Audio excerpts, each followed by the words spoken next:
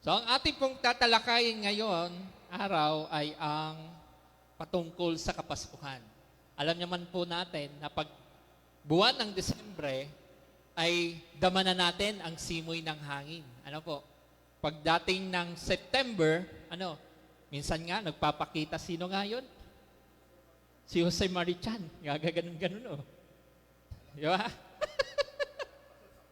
Ay, si Santa Claus daw ay, sabi ni Kuya Henry. Di ba? Papaganon nga na, naawit. Op. Pero hindi, po. So, okay.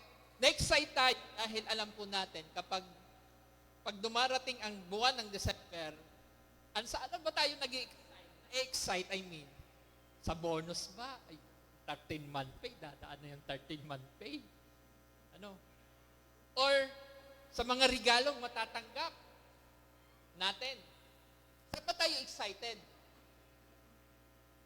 Yan ang ating pag-aaralan ngayon.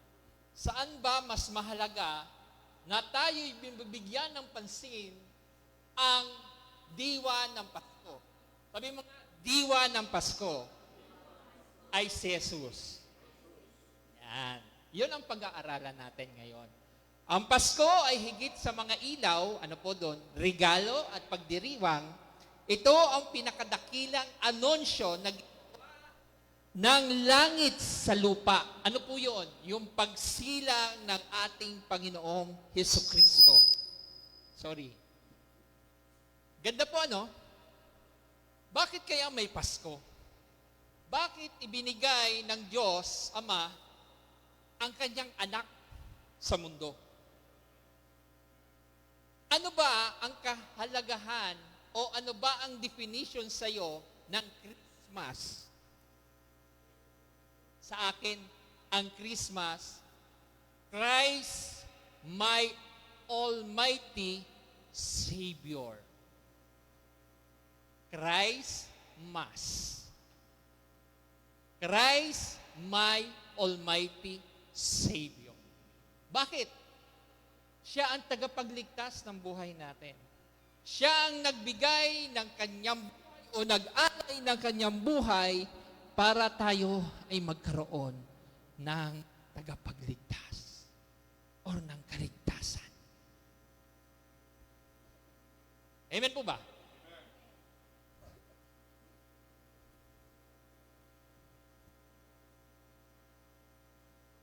Tayo po'y tumayo. At basahin po natin ang ating key verse for today. Matatagpuan sa Lucas chapter 2, verse 6 and 7. Basahin po natin. Handa, basa. Habang sila'y nasa Bethlehem, sumapit ang oras ng panganganak ni Maria. Isinilang niya ang kanyang panganay na isang lalaki, binalot niya sa lampin ang sanggol at inihiga sa isang sabsaban, sapagkat wala ng lugar para sa kanila sa bahay panunuyan. Tayo po yumuko at manalangin. Ama namin Diyos na dakila, sa umagang ito, Panginoon, tunay nga, inaalala namin, Panginoon, ang iyong pagsilang, O Diyos. Tunay nga, Panginoon, na ikaw ay nagbuwis at nagbigay sa amin ng buhay, Panginoon. Na alam po namin, Panginoon, na doon pa lamang sa iyong pagsilang ay meron na kami, Panginoon, na tagapagligtas para matamo namin ang kaligtasan, Panginoon Lord God. Salamat po, Panginoon. Ang iyong presensya ay hinihiling po namin sa umagang ito at ang iyong banal na Espiritu ay malayang tumilos sa aming kalagitnaan, Panginoon. At mabuksan, Panginoon, ang aming spiritual na bagay, O Diyos, na makagbibigay sa amin, Panginoon Lord God, ng pakikinig, Panginoon Lord God, na siyang magbibigay sa amin, Panginoon Lord God, ng paglagong spiritual. Salamat po, Panginoon. Pagnahan niyo po kami sa umagang ito. This is our prayer in Jesus' name. Amen. Makakapuna po ang lahat. Kaya pinamagatan po natin na ang temang ito na Jesus, the Savior, was born. Noon, nung hindi pa tayo, nakakakilala sa Panginoon, ang Pasko ay isa lamang ordinaryong araw.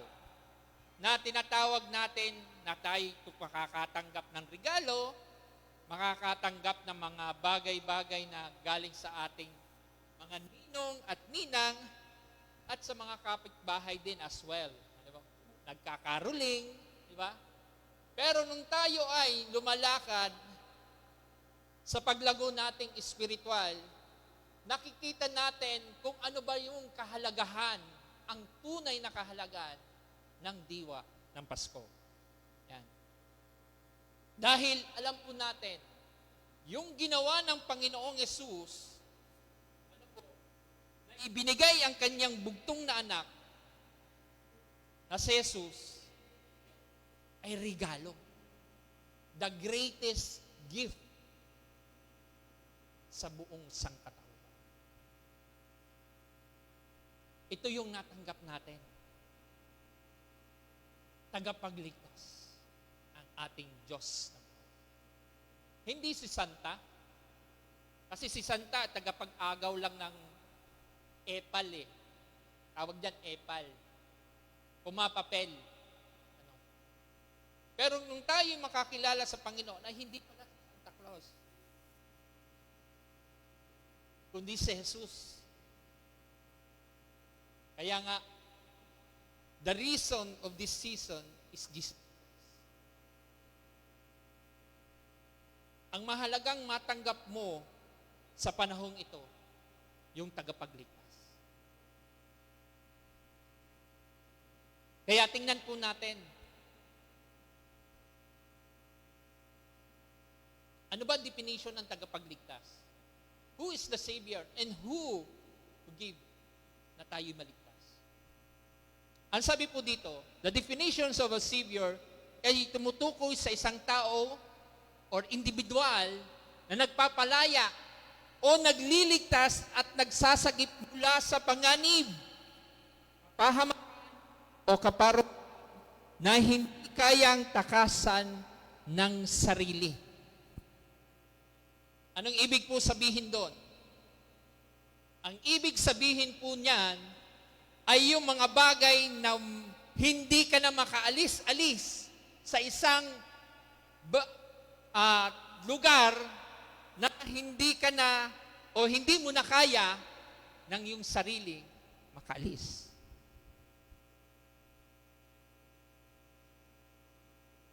Maging sa kaparusahan man o sa isamang panganib.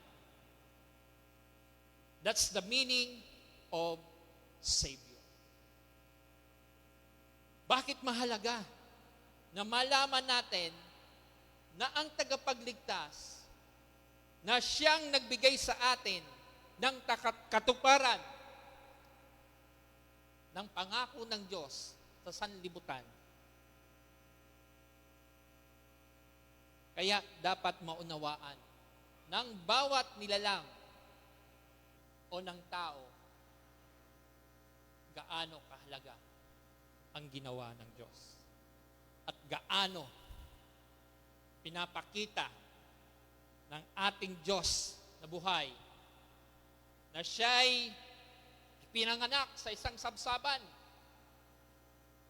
Hindi sa maragagarang mga hotel o mga lying in.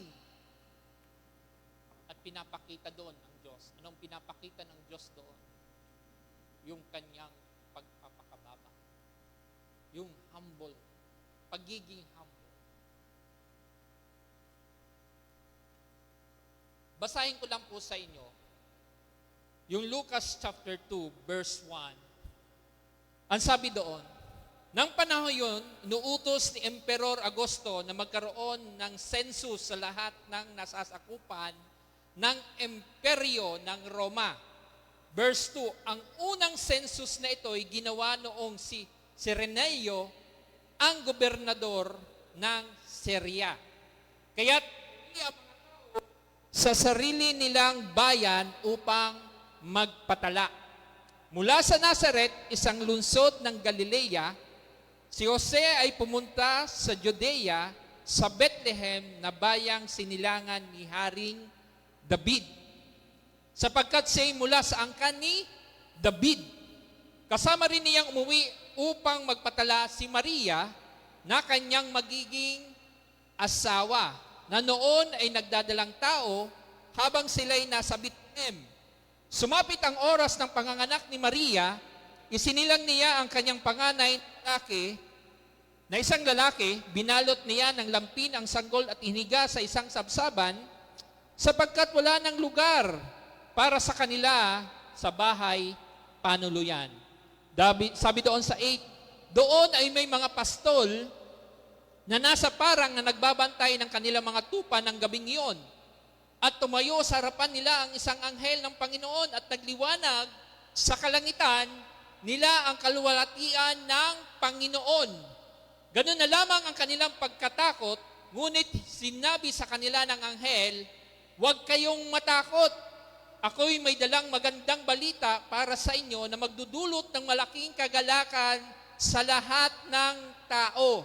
Isinilang sa inyo ngayon sa bayan ni David ang tagapagligtas, ang Kristong Panginoon. Verse 12, sabi dito, ito ang iyong palatandaan. Matatagpuan ninyo ang mga anghel na nababalot sa lampin na nakahiga sa isang sabsaban, biglang lumitaw kasama ang anghel at ang isang malaking hukbo ng mga anghel sa kalangitan. Sila'y nagpupuri sa Diyos at umaawit, papuri sa Diyos sa kaitaasan, at sa lupa ay kapayapaan sa mga taong kinalulugdan niya. Tingnan niyo po,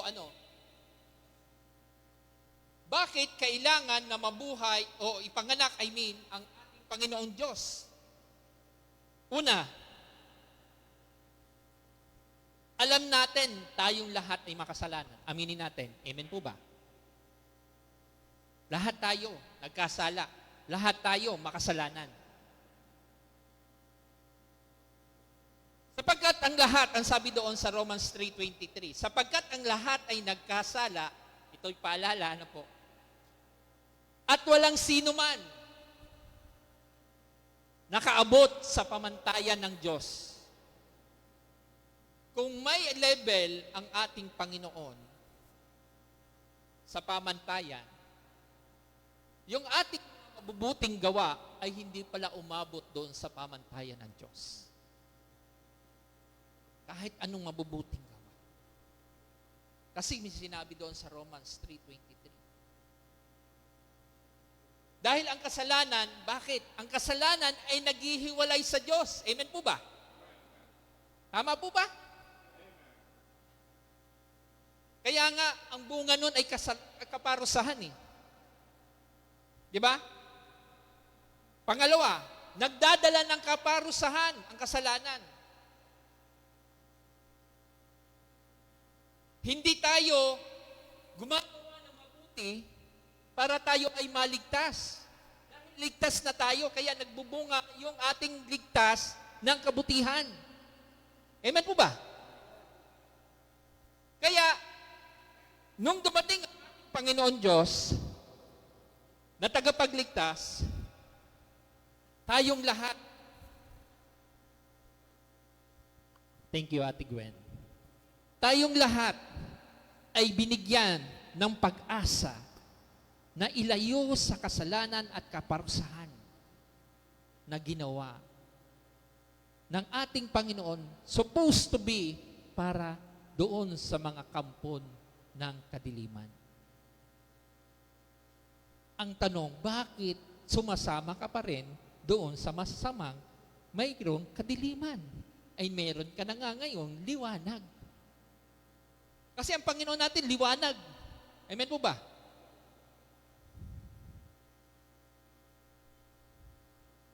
Pangalawa, hindi kaya ng tao iligtas ang kanyang sarili. Amen po ba? Ang tao gumagawa ng mga bagay para sa kanyang ikaliligtas. Pero maling-mali pala.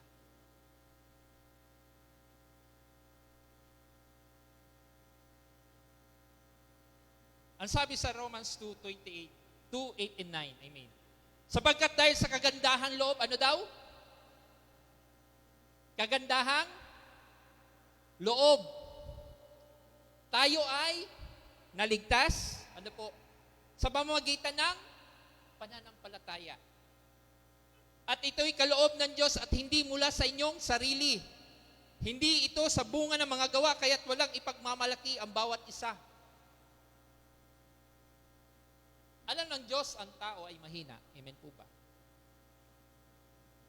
Lahat po tayo mahina.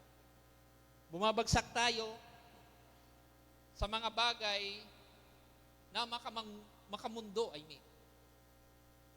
Dahil we are living in the flesh or living in this world. Kaya nga pinagsusumikapan natin na tayo ay mamuhay ayon sa katwiran ng Diyos.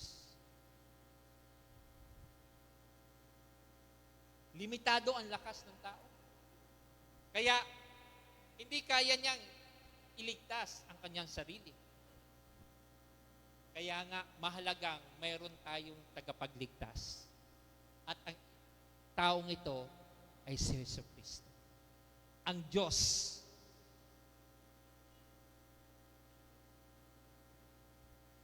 At alam natin, kaya kailangan ipadala ang ating Panginoong Hesus dito sa lupa para iiwas tayo sa kaparusahan sa impyerno. Diba? Alam niyo yon? Memorize niyo yon, Romans 6:23. Ang kabayaran ng kasalanan ay kamatayan. Nagtatapos ba doon? Hindi.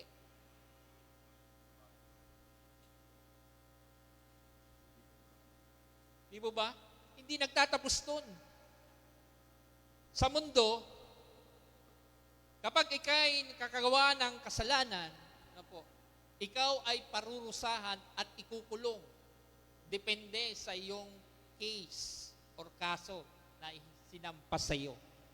Pero ang ating Panginoon, sabi niya, sapagkat kamatayan ang kabayaran ng kasalanan, hindi nagtatapos doon. Ito yung grace ng Diyos. Makikita niyo po, ngunit ang walang bayad na kaloob, hindi naman sinabi dito may bayad eh. Yung kaloob ng Diyos. Sinabi, ngunit walang bayad na kaloob ng Diyos ay buhay na walang hanggan sa pamamagitan nino ni Jesucristo ating Panginoon. Hindi ni pastor, hindi ng leaders, hindi ng kung sino man, kundi ng ating Diyos na buhay. Hindi lamang tayo iniwas, sa kamatayang walang hanggan, kundi iniwas din tayo sa spiritual na kamatayan. At iniwas din tayo sa walang hanggang kaparusahan ng kamatayan. Kaya pag-asa. Ang dala ng Pasko ngayon ay pag-asa sa ating buhay Kristiyano at sa mga hindi pa nakakilala sa Panginoon. Ito yung bagay na dapat pagmuni-munihin ng isang nilalang ng Diyos. Na kung gaano kahalaga ang Pasko na mayroon dapat. Na hindi lamang umisip sa mga bagay na material na bagay, kundi makita ang dapat sa hinaharap.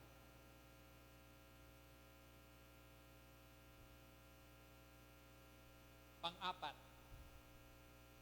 pumunta ang ating Panginoon Diyos pamagitan ng kanyang pagmamahal sa atin. Bakit pa siya pupunta dito sa lupa kung hindi tayo mahal? Isipin niyo yun. Tingnan niyo po. Paano kung ang Diyos ay hindi nagpadala ng isang tagapagligtas, ano kaya ang ating buhay ngayon? Mabuti kaya? Mapayapa kaya? Meron kaya ang mga pagpapalang darating sa buhay mo kung wala si Kristo dumating. Di ba? Doon sa binasa natin kanina, kung ano ang kahulugan ng tagapagligtas. Ang tagapagligtas daw ay siyang nagbibigay, ng kanyang sarili para ikaw ay hindi mapahamak. Yung ikaw na sarili mo, na hindi mo kaya, yun ang gawain ng tagapagligtas. Na hindi mo kayang iligtas ang sarili mo, ginagawa yon ng tagapagligtas. Kaya pinakita dito ng Panginoon kung bakit siya pumunta dito sa lupa ay upang ipakita sa atin na kung gaano tayo kamahal. Hindi man tayo kaibig-ibig dahil nga nagkakasala nga tayo Di ba? Pero pinakita pa rin ng Panginoon kung gaano siya katapat sa kanyang pangako na mamahalin ko kayo even na kayo'y makasalanan. Hindi tayo niligtas dahil nararapat-dapat tayo. Niligtas tayo dahil sobra ang kanyang pagmamahal sa atin. Sabi mo nga, sobra. Kaya nga, binigay niya ang John 3:16. Alam niyo yan. Baka mamaya, nasa trivia ito sa games mamaya, sa ating fellowship. Ay, wala. John 3:16. Alam niyo yun. For God so loved the world that He gave His only begotten Son, that whoever believes in Him will not perish, but have everlasting life. Yung buhay na walang hanggan. Ibinigay ng Panginoon ang kanyang bugtong na anak upang ang sino man sumampalataya sa Kanya ay hindi mapahamak. Ganun tayo kamahal ng Diyos. Kaya nga ipinadala ng ating Ama ang ating Diyos na si Jesus. Inyo po, kung nabasa natin o napakinggan nyo po, yung Luke chapter 2 verse 14, ang mga anghel ay nagpupuri sa Diyos sa kaitaasan at sa lupay kapayapaan sa mga taong kinalulugdan niya. Meron kapayapaan na dinadala ang Diyos na isinilang. Kanya po ang mga anghel nagpupuri. Ay paano pa kaya tayo, mga tao? Bakit hindi tayo magpuri sa Panginoon? Magpasalamat sa Panginoon. Inuuna pa natin ang mga bagay sa mga material. Pwede nating unahin ang Diyos muna. Matthew 6:33. Diba ang sabi doon? Seek ye first the kingdom of God and His righteousness, and all these things shall be added unto you. Idadagdag ng Panginoon. May kulang ba doon? Ang sabi ng Panginoon, meron ka na. And shall be added unto you. Dadagdagan pa ng Panginoon. Yung meron ka na, dadagdagan pa ng Panginoon. Amen ba? Palakpakan natin nga ang Diyos na buhay. Hindi maramot ang Panginoon. Kaya sa Paskong ito, hingin mo sa Panginoon, hindi lamang sa mga bagay na material, kundi maging sa espiritual, na makilala mo pa siya ng lubusan. Upang yung tagapagligtas mo na si Jesus ay siyang magre-reveal sa iyo kung sino siya sa buhay. Dahil siya'y makapangyarihan Diyos. Amen po ba?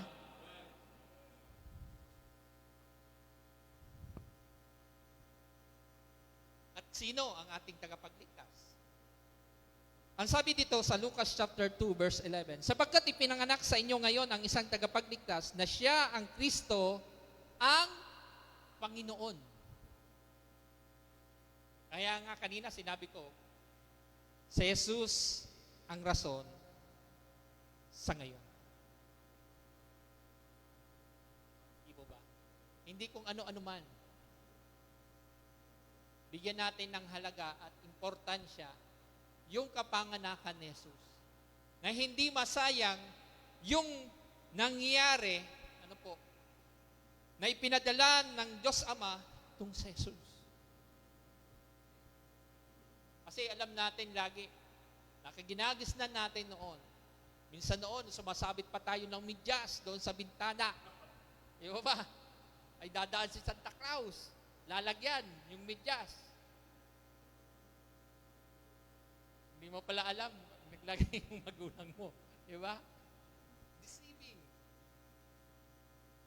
Kala natin, yun ang nagbibigay. Pero mas mahigit na nagbigay ang ating Diyos na buhay, ang kanyang bugtong na anak. Na si Jesus. Amen po ba? Amen. Introduction pa lang po yan. Anong oras na? 9:54. So bakit ba kailangan pumunta si Jesus dito sa ating mundo? Anong layunin? Alam nyo ba, in the Old Testament, pinoprophesy na ng mga propeta noon na magkakaroon ng tagapagligtas. Kaya nga, meron tayong tinatawag na Savior of the world. At doon sa Savior of the world, una, ang layunin ay maitakda ang kanyang pagsilang in the right time. Mahalaga ba ang oras? Amen. May sabi nga, di ba, sa kasabihan, time is gold. Ang oras ay hindi mo na maibabalik kapag hindi mo pinapahalaga. Amen ba? Alam ba, ngunyan, anong oras? 9:55. Kaninang alas 8, nagsimula tayo manalangin. Yung alas 8 ba, magagawa mo pa ngayon? Hindi na. Hindi mo na maibabalik pa ang oras. Kaya nga, time is gold. Nung ang ating mga ninuno, mga propesiya nila Isaiah, ay pinakita sa kanila ng Panginoon na mayroong isisilang na isang tagapagligtas. At ito ay gaganap sa huling. Ano ang pinakahuling book ng Old Testament?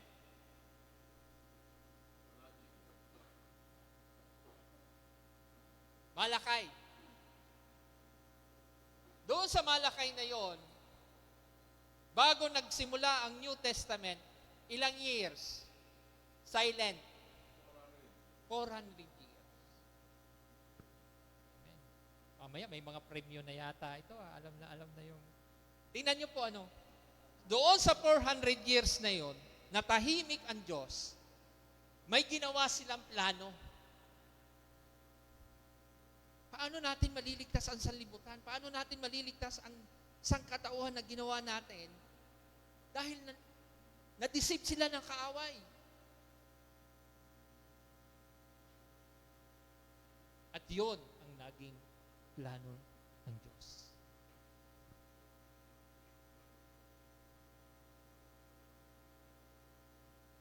At yung ating Panginoong Hesus, hindi siya nagreklamo kasi inutusan siya ng Panginoong Ama. O ikaw papadala namin doon sa lupa. Ikaw ang magsasakripisyo, mamamatay ka at sa ikatlong araw nabubuhay ka.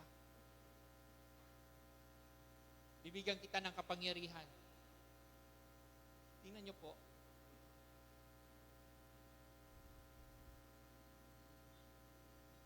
Ang kapanganakan ng ating Diyos na buhay.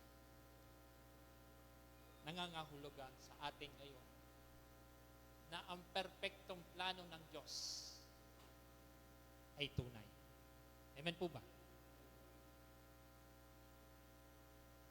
Dahil ang takdang plano ng Diyos sa bawat oras ay mayroong tinatawag natin itinakdang oras.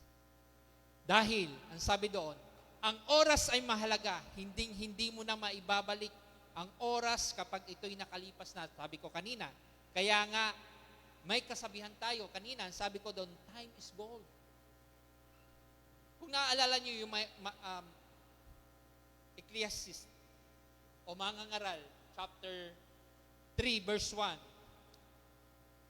ang lahat sa mundo ay may kanya-kanyang panahon at may kanya-kanyang oras. Tingnan niyo po, kabutihan ng Diyos. Kung titingnan natin, late ba yung pagkapanganak ni Jesus?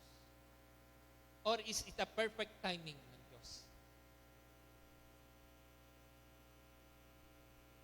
It's a perfect timing. Kasi kung hindi perfect timing, ano po? Tsugi na kita. Patay na tayo, shoot na makita sa balde. Doon sa impyernong ginawa ng Panginoon. Wala na tayong pagligtas eh. Binigyan pa tayo ng pagkakataon na makilala siya at magsisi tayo ng ating mga kasalanan. It's a perfect timing to us to repent and to be with God. Di mo ba? Mahalaga. May tinakdang plano ang Diyos. Diba, natanong kung bakit ko natanong kanina sa inyo. After Malakay, may 400 years na silent ang Diyos. At doon na magsimula ang Matthew, Mark, Luke, John, Acts, Romans. Diba? Makikita natin doon na kung gaano kabuti magplano ang Diyos.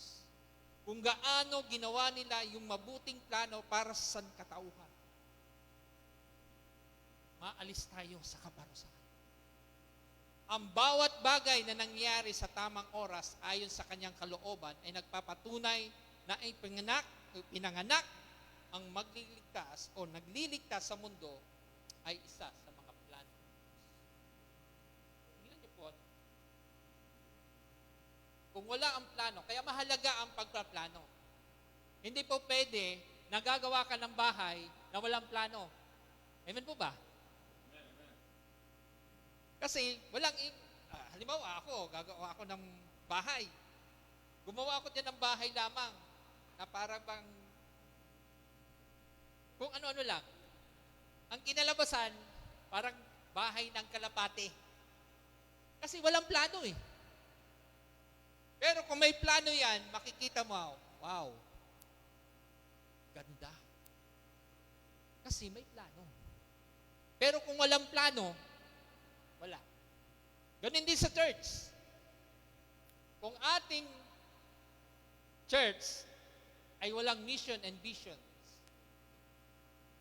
the church will die. Walang patutunguhan. At kung hindi natin ginagawa yung ating annual planning, ano ang tatakbuhin ng iglesia?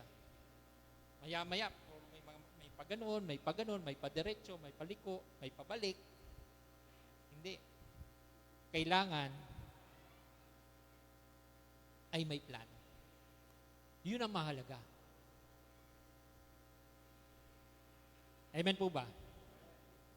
Kayo po ba? May plano ba kayo sa buhay ninyo? Kung bakit ako nabubuhay, tinatanong nyo ba sa buhay ninyo? Bakit ako nabuhay sa mundong ito? Anong plano sa akin ng Diyos? Bakit ako nabuhay sa mundong ito?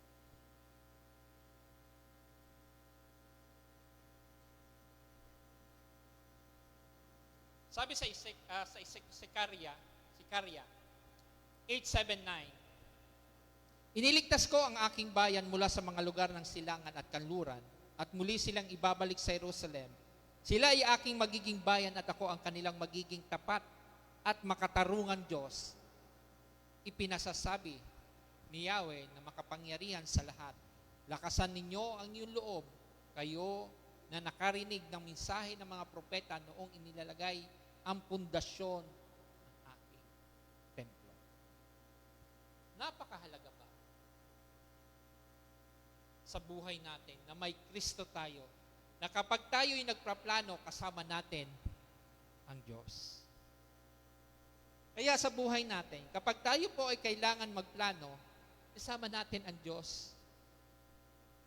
Para kung may mga revelasyon na gustong iparating sa iyo ng Diyos, matatanggap mo. Kaya nga, dapat kailangan ibinibigay natin ang lahat ng mga plano natin sa Diyos. Amen po ba? Letter C. May tinakdang katuparan sa kanyang mga pangako. Ang Diyos ba ay nangangako at tumutupad sa kanyang pinangako? Sinong naniniwalang oo? Amen. At sino yung hindi mga nagtaas? Hindi, joke lang po. Ang Diyos po natin ay puno ng pangako sa Biblia at sa ating buhay. At doon sa mga pangako ng Diyos na ibinigay po sa atin, patuloy na tinatanggap po natin. Yung pangakong yun ay mangyayari sa buhay natin. At gayon din doon sa salita ng Diyos. Kasi ang pangako niya ay hindi lamang dito sa mundo, kundi pangako niya sa hinaharap. Ang buhay mo ngayon at ang buhay mo sa hinaharap. Tapat ang Panginoon. Ito ang makatotohanang sinasabi ng Diyos sa buhay natin. Natutupad ang mga panahon na itinakda. Tinakda, yung propesiya na sabi ko kanina sa Isaiah. Yung buhay na walang hanggan ay makakamit ng isang tao kapag siya ay tumanggap sa Panginoon. Naniwala na si Kristo ay nabuhay na mumuli, namatay,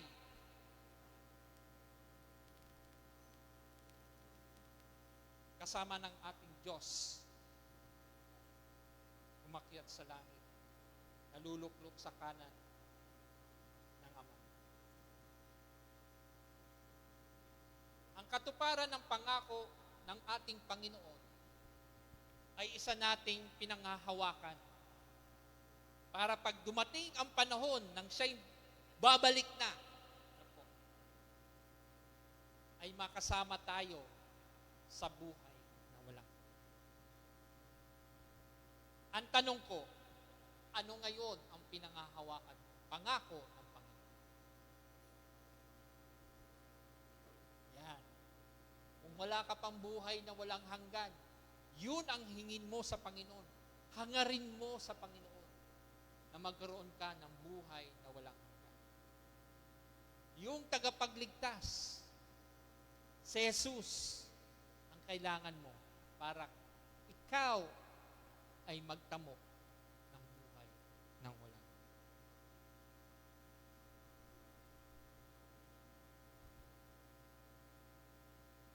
Sinasabi sa Jeremiah chapter 33 verse 14, sinasabi ni Yahweh, tiyak na darating ang araw at tutuparin ko ang mga pangako sa Israel at Juda. Sa atin kaya, mga mananampalataya ni Kristo, kailan tinupad ng Panginoon ang kanyang pangako sa buhay? Naranasan nyo ba na kayo ay hindi pagbigyan ng Panginoon? Lahat tayo po ay laging pinagbibigyan ng Panginoon. Sa pagising pa lamang, ano ang ginagawa natin? Nagmumumog ba? O nananalangin? Pastor, magmumug muna bago panalangin. At doon, may quiet time ka ba sa Panginoon?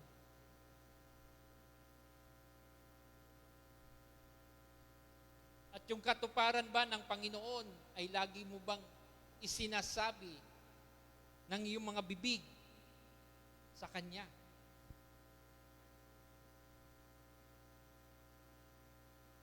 Lord, bless me. Lord, provide me. Lord, give me strength. Lord, protect me. Ang sabi ng Panginoon, if you ask for protection, sabi niya, di kita iiwan, ipababayaan man. Sabi ng Diyos. If you ask ng mga biyaya, nagkukulang ka ng pagkain, anong sabi ng Panginoon doon sa prayer? Give us this day our daily bread. Pinagkukulang ka ba ng Diyos? Sapagkat nyo ba walang pagkain? Asa mo sa Panginoon. Bibigyan ka ng Panginoon. Lalong-lalo na, ngayong Noche-Buena. Wala ka bang pagkain ngayon? Asa mo sa Panginoon. Pagkakalooban ka. Magtiwala ka lang sa Panginoon. Kasi magtitiwala tayo sa Panginoon. Dahil ang pangako ng Panginoon ay tapat. Hindi yan nangangako na hindi niya tutuparin. Hindi yan tulad ng politiko. Ang politiko, pag nagako, pag nakaupo na, wala na. Hindi makasalubong mo nga eh. Hindi ka man lang mahay, nihoy. Pero nung kasalukuyang ikaw ay tumatakbo, kahit ngiting aso, di ba? Kikita natin. Pero nung makaupo na, wala na. Yung pangako, nawala na rin, nabura na. Pero ang ating Panginoon, kapag nangako, tinutupad niya. Yun ang ating Diyos na buhay. Pangalawa, ang Diyos natin ay dumating na may pakumbabang loob. Sabi mo nga, pakumbabang loob. Yan. Humble heart. Tayo minsan, hindi tayo humble. Hambog lang. Amen ba?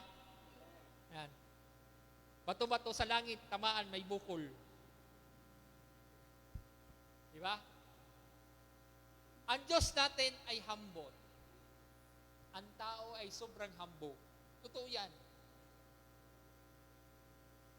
Kaya ayaw ng Diyos na ang tao ay maging hambog. Pumunta ang ating Diyos para ipakita kung gaano siya kahambol. Dapat ganun din tayo, mga Kristiyano. Makita lamang sa daan. Naalala ko yung isang, nung ako'y nasa bus, pasahero, may isang pasahero, at wala na, sige lang kasi nang pick up yung bus, ay wala na masakyan. Ay may isang parang PWD, buntis yata yun, ay pinasakay nung bus. Ay di, di nakatayo yung buntis. Buti na lang, may isang tao na nag-offer ng kanyang upuan para yun ay makaupo. Ano pong ibig kong ipahiwatig ko? Tayo bilang isang mga mananampalataya kay Kristo. Ano man mga mabubuting asal na lumalabas po sa atin, ayon po ay bunga ng at tayo ay ligtas na. Kung nakikita po natin ang isang bagay na gumagawang ng mabuti, praise God. Praise God. Bakit? Nung nakikita sa kanya yung karakter ng Panginoon. Nakikita sa kanya yung wangis ng Panginoon. At tayo kaya Kristiyano. Baka mamaya, husga. Hindi ganun dapat ang isang Kristiyano. Pag ikay binabato, ano sabi ng Panginoon?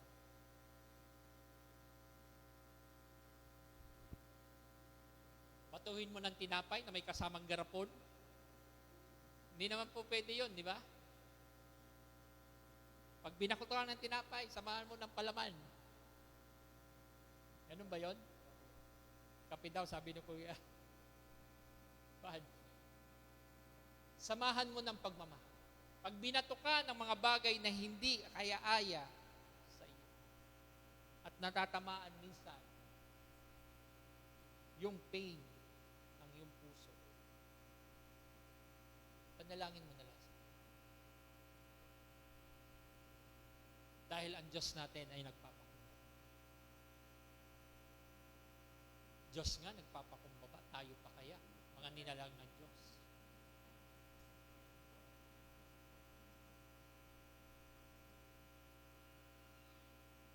Si Jesus ang may akda ng lahat ng bagay, maging ang pagpapakumbaba.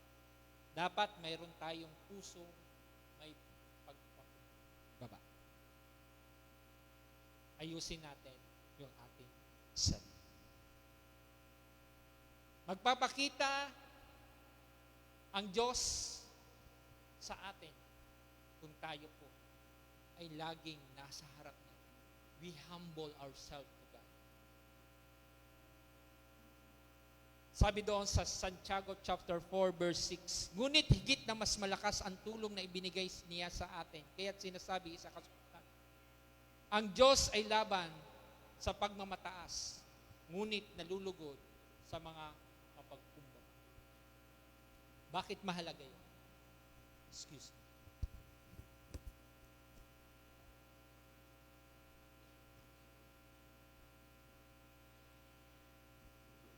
Mapagmataas, ngunit nalulugod ang mga magpakumbaba. Pinapakita po dito kung gaano dapat tayo maging isa sa mga example na mayroon ginawa ang Diyos sa buhay natin. Tulad ng Galatians chapter 5, yung bunga ng banal na Espiritu, mayroon ba tayo niyan? Or pili lang doon sa fruit, sa siyam na fruit of the Holy Spirit? Ay, kukunin ko lang tong joy. Kukunin ko lang tong love. Ay, hindi ko pwedeng kunin yung self-control. Ay, hindi kasi ako makapag-self-control eh. Gusto ko, sugod agad, sugod agad. Hindi po. Kailangan yung 9 fruits of the Holy Spirit ay makita sa ating mga buhay. Para tayo ay magbunga ng mga bagay na kasaya-saya at kalugod-lugod sa Diyos. Letter B, maglingkod hindi para paglingkuran. Ang ating Panginoon Diyos ay pumunta dito para hindi siya lingkod, kundi paglingkuran.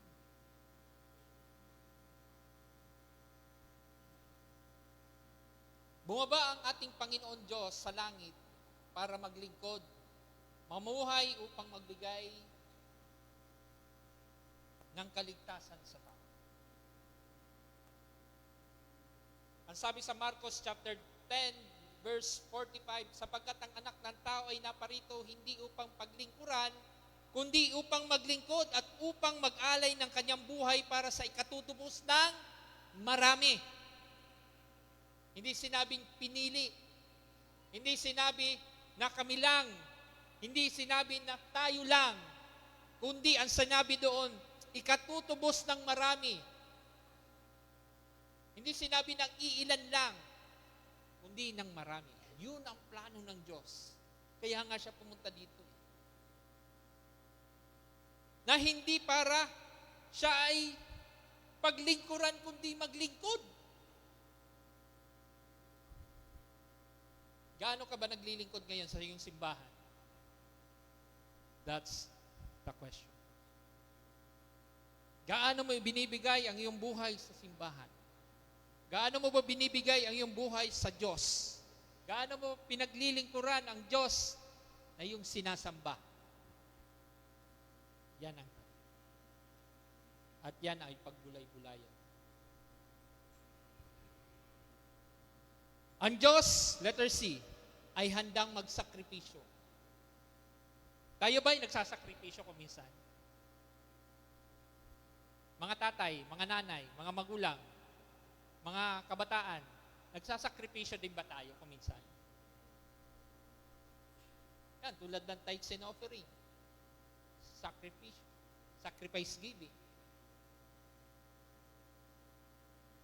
First fruit. Sacrifice giving. Yung una mong sahod, ibinigay mo sa Panginoon. First fruit. Bunga, binigay mo sa Panginoon. First fruit. Talent, binigay mo sa Panginoon. Fruit. Talento. Ano ibig sabihin? Na sinukol ang sarili ng Panginoon para sa kapakanan ng lahat. A sacrifice. Sacrificial love for us. Because He loved us. Nagmahal tayo, pero unang nagmahal ang Diyos sa atin. Ayaw ng Panginoon na siya ihihigitan. Pag nagmahal tayo, hihigitan pa niya yung pagmamahal na binigay mo sa kanya. Ganun ang Panginoon. Nagbibigay tayo, kahit minsan tayo ay kulang. Ano po? Nagmahal tayo kahit masakit. Nagpapatawad tayo kahit tayo nasasaktan. Dahil mayroong sakripisyo. At yun ang ginawa ng ating Panginoon Diyos. Sakripisyo. Ang tanong, kaya mo bang magsakripisyo ngayon para sa Panginoon? Na sakripisyo na nagbibigay sa iyo ng paglalapit o malapit na paglapit sa Panginoon.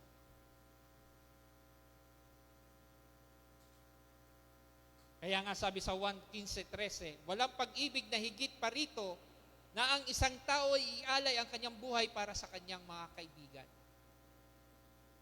Walang sino mang mga kaibigan ang magbibigay ng kanyang sariling buhay para sa ikaliligtas ng kanyang kaibigan. Ang gumawa lang niyan ay si Jesus.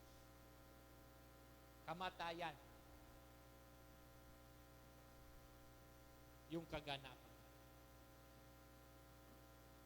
Pangatlo, minsan ang tao, hindi natin pinapahalagahan yung mga ginawa ng ating Panginoon. Kaya kung babasahin natin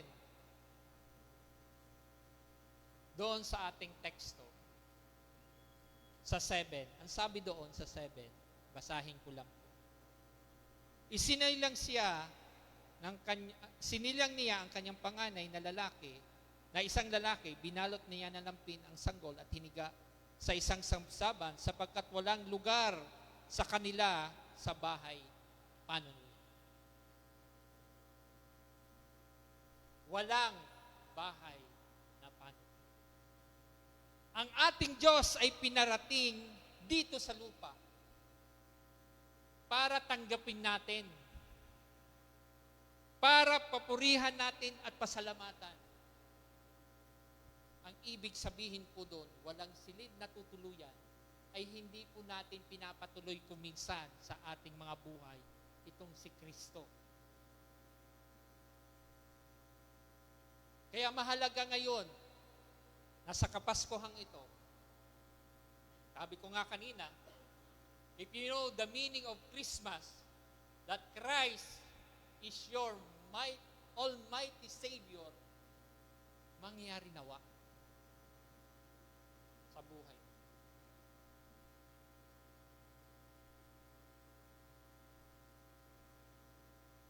Itong mga walang silid na matutuluyan, in the sense, ito yung mga walang tao na sarado ang kanilang puso, pag-iisip sa pagkakilala sa Diyos. Kaya kailangan natin makilala, sino ba itong Messiah? Sino ba itong Diyos na nagbiwis ng kanyang buhay? Itong pinanganak na to, sino ba to? Yun ang dapat natin malaman. Kaya ang tanong, totoo bang tinanggap mo si Kristo? O tinanggihan mo buhay itong Kristo. Ibinigay sa sangkatauhan.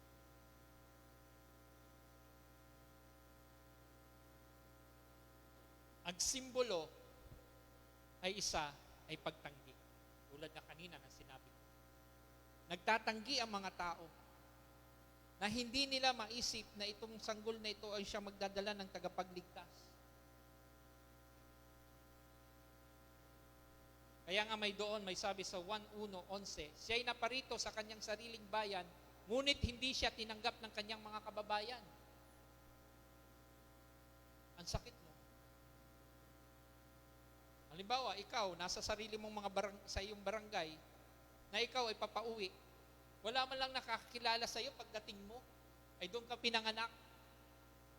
Hindi wala man lang magbati sa iyo, oy pare. Pero pagpunta mo doon, para ka lang hangin na dumaan. Na hindi kilala.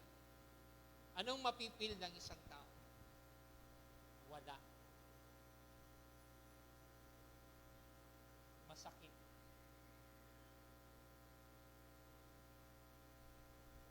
Diba? Kaya kung dumating ang ating Panginoong Diyos, isipin natin lagi na ang buhay natin ang siya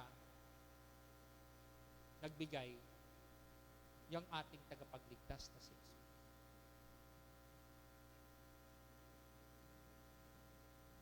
Pangalawa, minsan ang tao hindi nagpapahalaga sa tagapagligtas.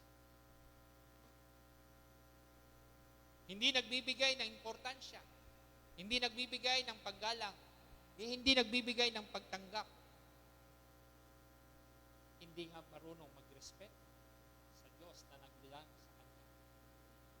Marami niyan dito sa mundo na hindi kinikilala ang Diyos hanggang sa ngayon. May kumikilala man, mali pa. Na isa lang propeta, isa lang tao, ayun ay kasulungan sa sinasabi sa Biblia. Dahil ang Diyos natin na si Jesus ay 100% human, 100% God. Di mo ba? Ito yung mga taong inuuna ang sarili nila kapakanan. Inuuna ang mga bagay na dito lamang sa temporal na kalagayan. At hindi nila iniisip ang mga buhay sa hinaharap. Ang aral na ito ay wag po nating ipasawalang bahala. Na ang pagsilang ng ating Diyos na buhay ay isa sa mga katuparan ng propesiya ni Isaiah upang itong tagapagligtas natin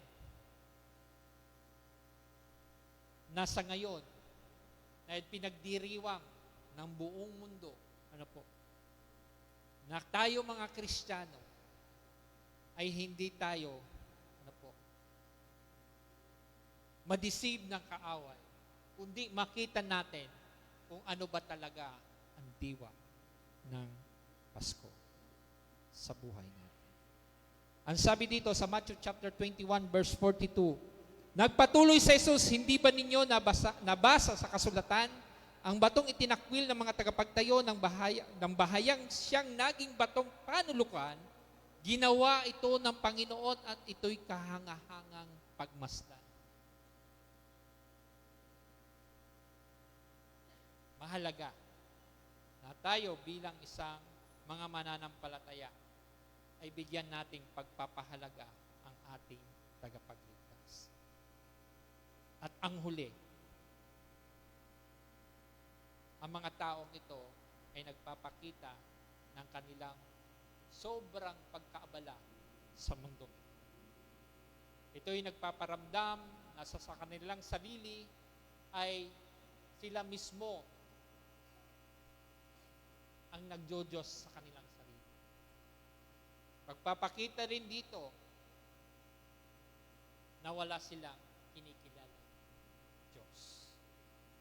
Ang tanong, may silid ba ngayon para kay Jesus sa buhay? At para ba magkaroon ka ng buhay na kasiyasiya sa Diyos? Tulad ng isang kwento ni Marta. Alala niyo po yon sa Lucas chapter 10 verse 40 to 42. Si Marta naman ay abalang-abala sa paghahanda, kaya't lumapit siya kay Jesus at nagsabi, Panginoon, baliwala po ba sa inyo na pinababayaan ako ng kapatid kong naghahanda ng nag-iisa? Sabihan nga po ninyo siyang tulungan naman ako. Ngunit sinabi ng Panginoon sa kanya, Marta, Marta, nababalisa ka sa mga abalang-abala sa maraming bagay, ngunit iisa lamang ang kailangan. Pinili ni Maria ang mabuti at ito'y hindi aalisin sa kanya. Kaya dito, ang tanong, sino ang pipiliin?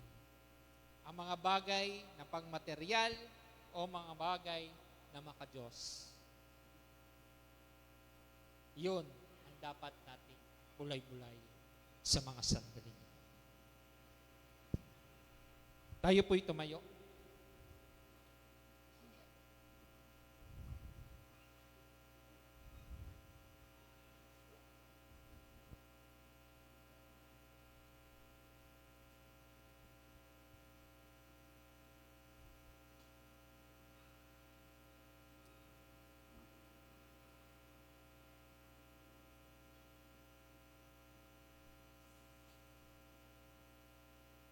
Kung ang buhay mo, kapatid, ay isa sa mga bagay na ang isip mo lamang ay sa mga material na bagay,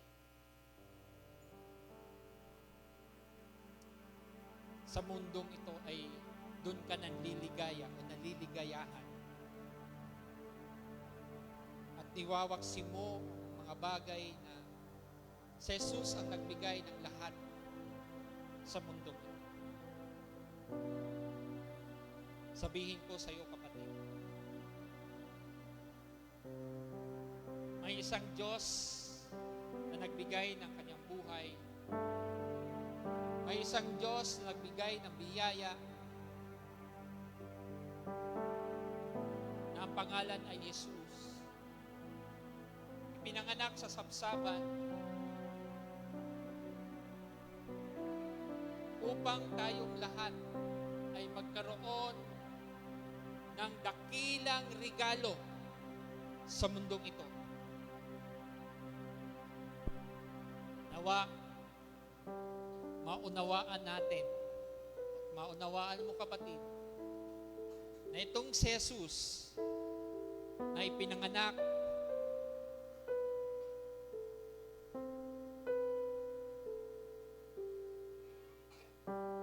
ay magkaroon tayo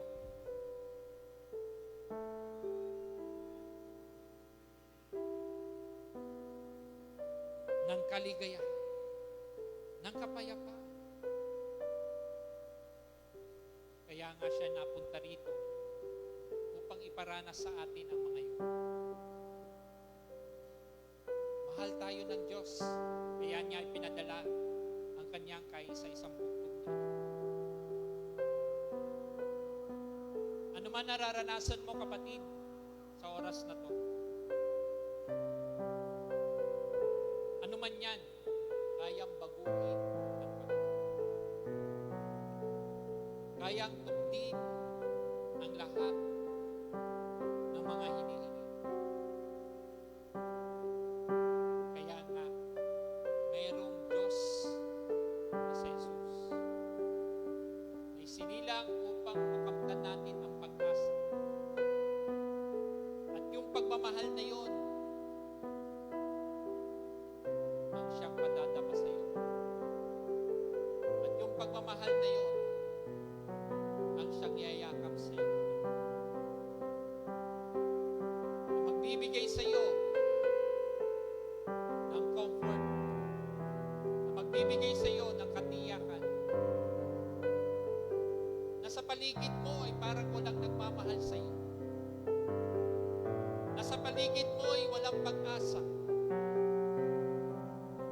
Na sa paligid mo ay parang kala mo ay katapusan na. Ito sabihin ko sa iyo, ang Diyos na isinilang ay may dala-dala ng dakilang pagmamahal. May dala-dala ng dakilang pag-asa. May dakilang dala-dala ng kaligayahan.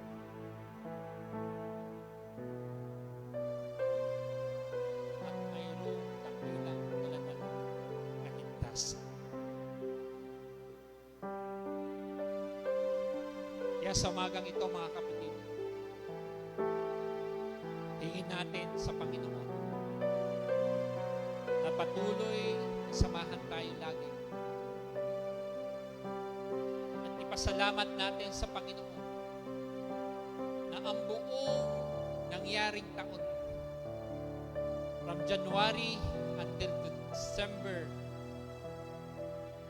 ay ibigay natin sa Panginoon ang pasasalamat. Dahil binigyan ka pa ng lakas ng Panginoon. Binigyan ka pa ng panibagong pag-asa ng Panginoon. Binigyan ka pa ng Panginoon ng kapayapaan. Binigyan ka pa ng Panginoon ng katiyakan ng kaligtasan.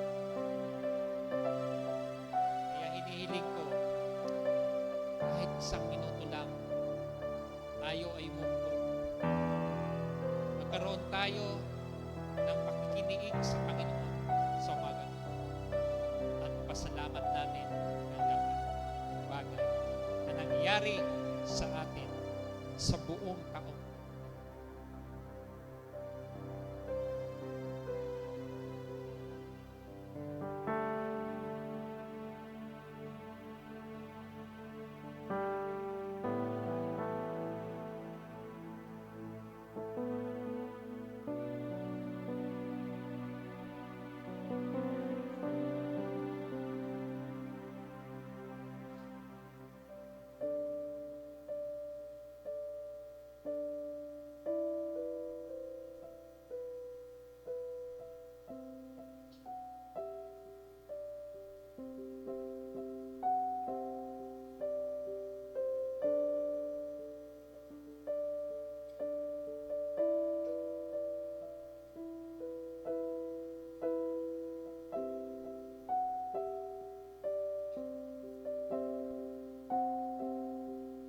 Ama naming Diyos na dakila, maraming salamat po, O Diyos, sa pag-asang pinagkaloob mo po sa amin, Panginoon.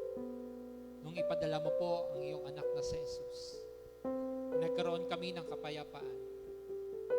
Nagkaroon kami, Panginoon, Lord God, ng katiyakan na hindi na kami mapupunta sa kaparusahan, kundi magkakaroon kami ng buhay na walang hanggan, kaligtasan.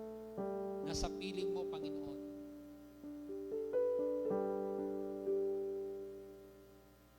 Kami, O Diyos, ay karapat dapat magpasalamat. Salamat po, Panginoon. Nawa, O Diyos, ang iyong kapangyarihan, Panginoon, ay lumukog, Panginoon, Lord God, sa bawat isa.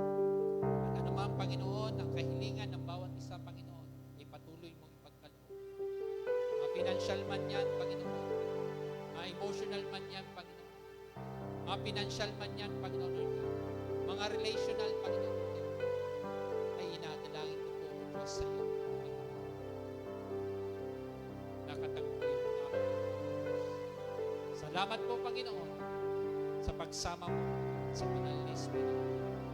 Ang lahat ng pinagtagumpay ng Diyos ay magwika